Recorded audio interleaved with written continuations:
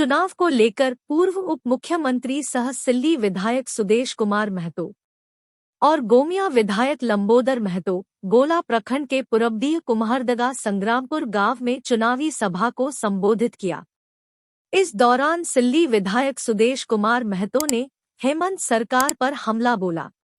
उन्होंने कहा कि बालू का टेंडर सरकार नहीं करा पाई, यह सबसे बड़ी विफलता है। उन्होंने कहा कि राज्य में भ्रष्टाचार, रिश्वतखोरी, आपराधिक घटनाओं में बेतहाशा वृद्धि हुई है। इसे रोक पाने में सरकार विफल है। सरकार आपके द्वार कार्यक्रम चलाकर आम लोगों को ठगने का काम किया गया है। यह कार्यक्रम पूरा दिखावा है।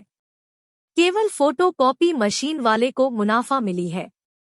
उन्होंने एनडीए प्रत्याशी सुनीता चौधरी को वोट देकर विजय बनाने की अपील की। गोला से रिपोर्टर दिलीप करमाली के साथ जोहार न्यूज। ये गांव बोल रहा है 3 साल के अंदर विकास के जो मानक है वहां पर कहाँ इस सरकार पहुंची है, कौन सी योजनाएं यहां तक पहुंची है पूरे जिले में। आप इसको मूल्यांकन कर लीजिए अनुपात में। ये सरकार थी, केवल मैंने यही कहा, सरकार झूठ और लूट इस सरकार की प्राथमिकता है। इससे बाहर कुछ नहीं कर सकती सरकार। नीति बनाने के नाम पर आई, सरकार नौकरी देने के नाम पर आई, सरकार स्टाइपेंड देने के नाम पर आई, सरकार चूल्हा खर्चा देने के नाम पर आई। जितना भी सरकारी वायदा रहा, सारा वायदा फेल है। एक भी काम सरकार पूरा करके नहीं आई है।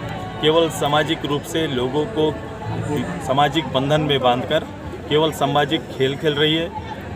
राजनीतिक दल का दायित्व बनता है और नेतृत्व का दायित्व बनता है कि सभी समाज का सम्मान करते हुए इस राज्य को प्रगति के पथ पर आगे ले जाना। इन्होंने कभी इनकी जुबान से, इनके पैमाने पर, झारखंड मुक्ति मोर्चा कांग्रेस के पैमाने पर कभी डेवलपमेंट जैसा इशू कभी रहा ही नहीं। इसलिए इनसे विकास कितना हुआ यह पूछना बेमानी हो जाएगा। सरकार के मंत्री क्षेत्र भ्रमण कर रहे हैं, उनका कहना है कि आपके द्वार कार्यक्रम का लाभ लोगों को मिला है। और इसी तो जाके नेमरा से पूछ लो, मैं नेमरा ही जाओ, मुख्यमंत्री के वहाँ जाओ, वही लोगों का जुबान ले लो, वो बताएंगे कि 2-2 बार सरकार आपके द्वार हुआ।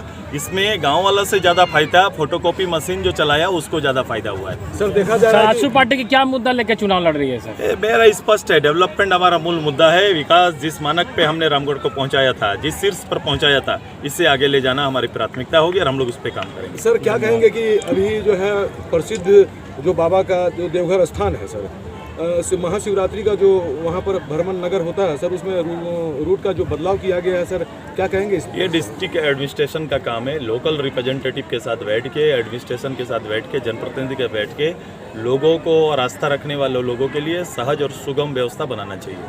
सर ये लास्ट सवाल, राज्य सरकार बालू का टेंडर नहीं करा पाई, जिससे आम जनता को काफी परेशानी हो रही, क्या कहेंगे? वो इसलिए नहीं कराई चूंकि वो जो लाभ सरकार को मिलता है, जो राजस्व गवर्नमेंट को जाना था, उनके निजी और सरकारी संरक्षण में उनके निजी लोगों को और सरकार के लोगों को। कौन बोल रहा है? रुकना। 1932 खतियान सरकार का विधायक वापस कर दी राज्यपाल, क्या कहेंगे इस पर? देखिए 1932 खतियान आधारित स्थानीय नीति को लेकर वर्तमान सरकार और उसके मुखिया के नियत और नीति दोनों में खोट था।